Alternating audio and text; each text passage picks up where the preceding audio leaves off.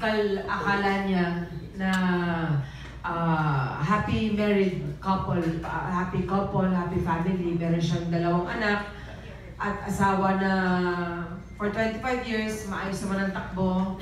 Nagluluto siya, nagtatrabaho ang asawa, nagpapalaki ng mga anak.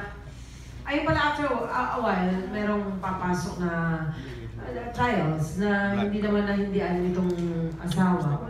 Lando, na hindi niya napigilan. Siguro kasi, ewan ko, matagal na siguro, o talagang naakit siya doon sa ganda ni Anaconda. Yun yung aalamin natin, tapos may mga twist pa doon na yung isa palang anak hindi straight na lalaki.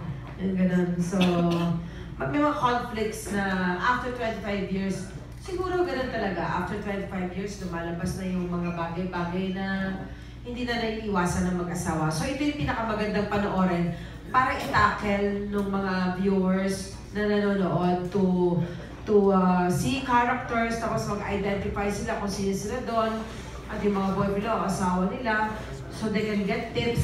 At kahit hindi nangyari sa tunay na buhay nila, maganda panoorin kasi nakakatuwa siya. Nakakatuwa ang bawat characters at lahat ng characters importante. Okay po, thank you.